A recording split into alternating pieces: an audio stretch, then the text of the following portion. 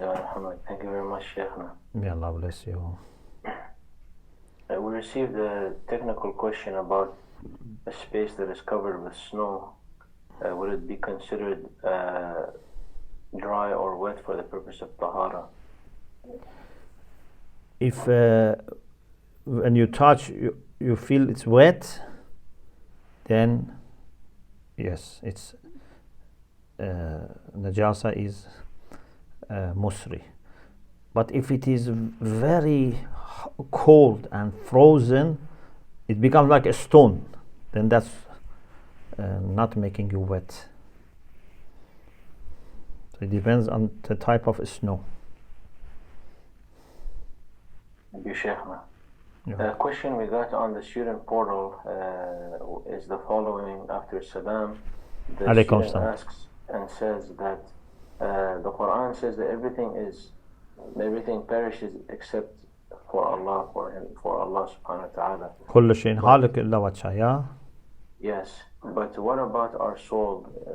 But also our soul will not perish. Or what about our soul? Does our soul perish? What is the position of our soul with regards to this? No. Because we know that our soul is eternal, but it seems like everything perishes except Allah in this ayah, if we have correctly understood. Yes. So anything which is material is going to expire. كل من عليها فان. Everything on the earth is going to expire, to finish. But anything which is facing Wajhullah, like spiritual things, they are not finishing. Human spirit is eternal. خلقتم للبقاء. Rasulullah said, you are created for baqa, for eternity. ما خلقتم للفنا. You are not created to finish. So human spirit is continuing, angels are continuing. All the spiritual immaterial things remain.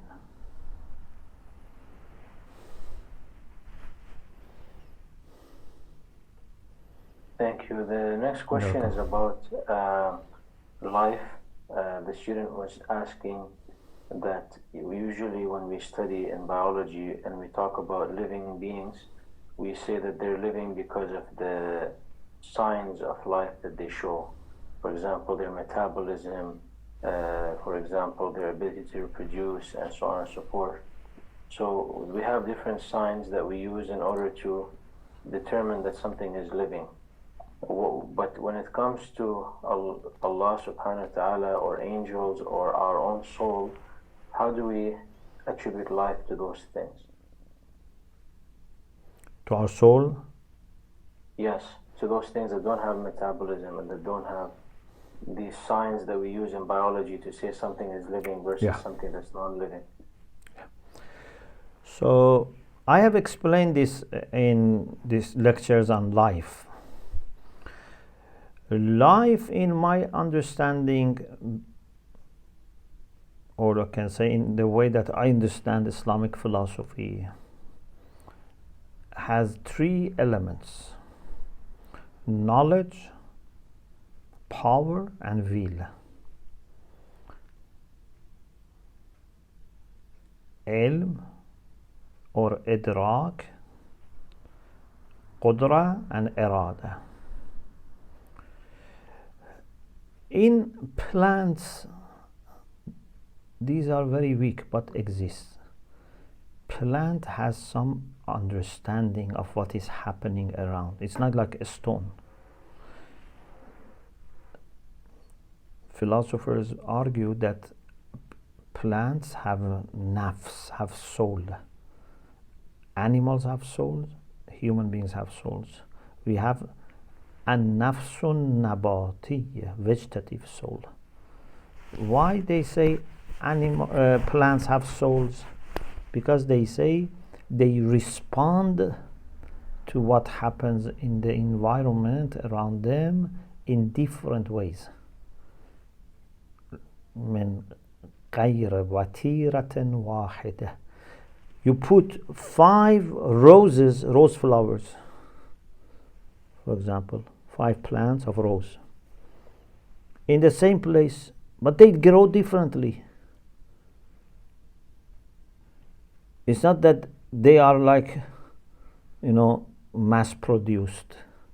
Every flower responds differently, grows differently, if you look at them carefully.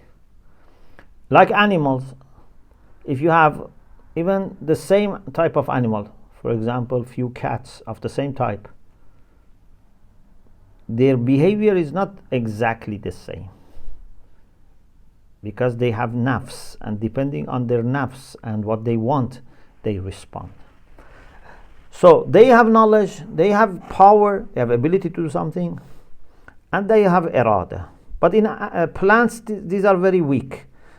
In animals are more, in human beings are more, but those who reach al-hayat al-tayyiba, they have goodly life, they have the best of these 3. Their knowledge is exceptional, their power is exceptional, and their irada is exceptional. They have determination. So those things like metabolism or breathing or reproduction are only accidental signs of life. We see them in some forms of life. These are arazi, these are not essential. What is essential are those 3. Thank you, Sheikhna. There's a follow-up on this question, which is that the sun and the earth and the seas, which are considered non-living in some categorizations, seem to be living based on a description of the Quran of what happens, for example, on the Day of Judgment. How do we connect that also with this aspect?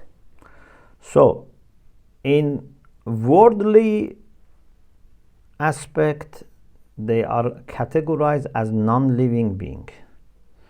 So whatever is in this world is divided to living beings and non-living beings. But from malakuti perspective, the way they face Allah subhanahu wa ta'ala, they all have life. And they do tasbih, they do hamd. So something which is present before our physical eyes as non-living being, if you can look at it from malakuti side, this has understanding. This is doing tasbih and hamd of Allah subhanahu wa ta'ala.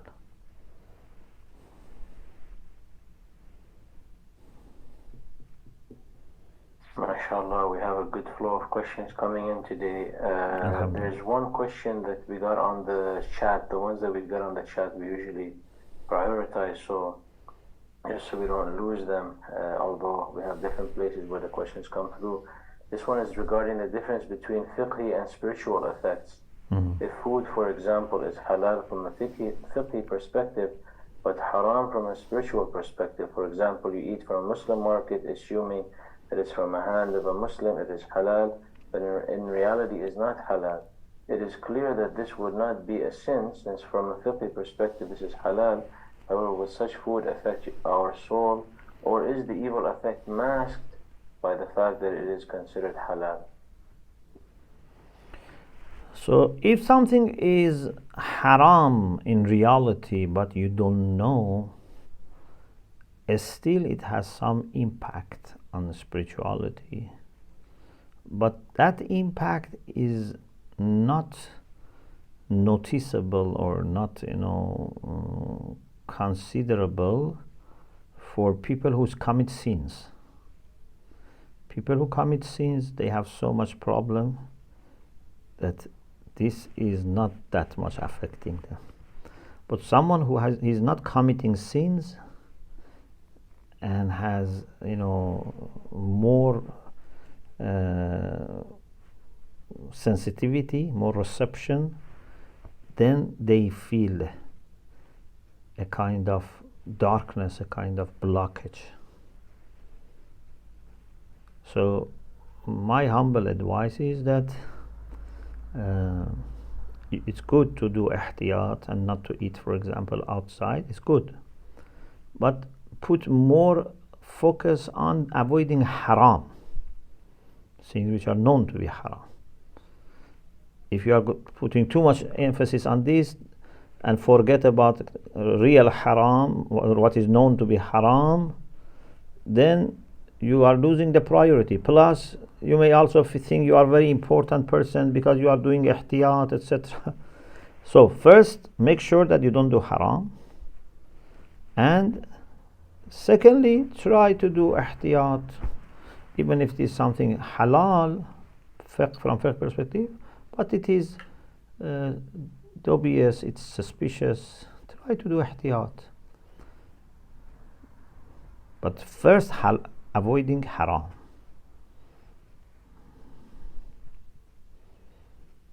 Thank you, Shaykhna. You're welcome. And if I want to yes. Make an example. For example, imagine someone is drinking poisoned, for example, water or poisoned food. And then he says, is it good to have, fatty food? So, it's better not to have too much fat in your food. But first, stop eating poison. You are eating poison food and you are asking, what fatty food or, eating sugar. Yes, these are harmful, but first stop putting poison into your body.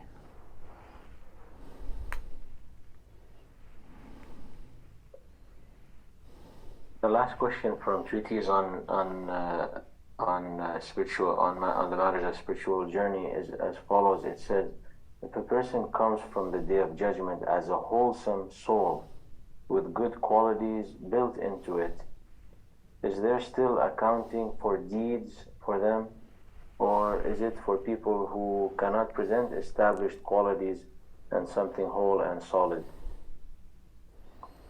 Mukhlasoon are exempt from questioning.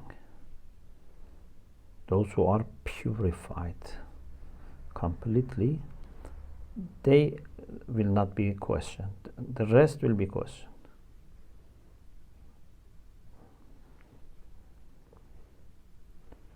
Quran says, إِنَّهُمْ لَمُحْضَرُونَ.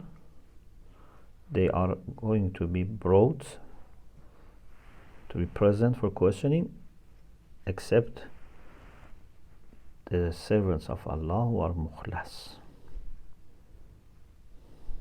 Thank you, Sheikh. And the last one for today. How do we reach the high level? Yes, that's going to have to be the last one from Sister Cruz, just in the interest of time. But please continue to bring the questions as they enrich our journey and our learning. This question, Sheikhna, is said as follows, which is very practical, especially after finishing such a rich book. How do we reach that high level of salvation with the busy worldly responsibilities? It seems like the expectations are almost an unachievable goal, and then one may give up to reach the perfection since it's almost impossible to get there and be consistent.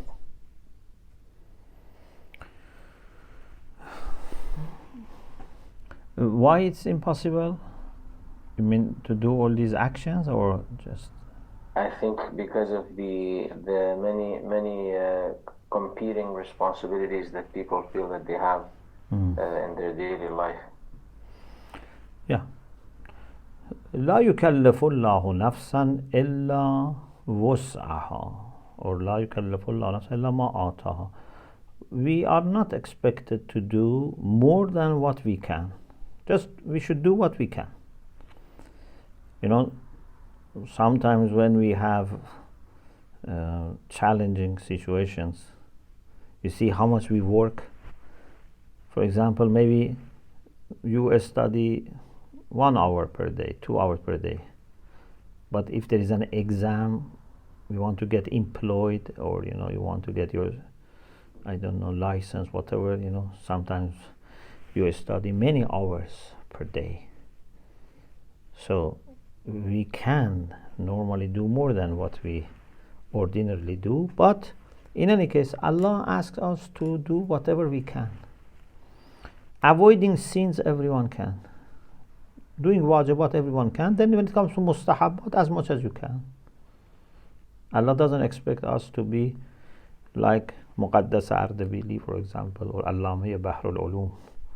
Although some people may be even today, but as much as we can. Mustahabbat, as much as we can. But avoiding haram and doing wajibat is easy, is manageable, doesn't need too much time.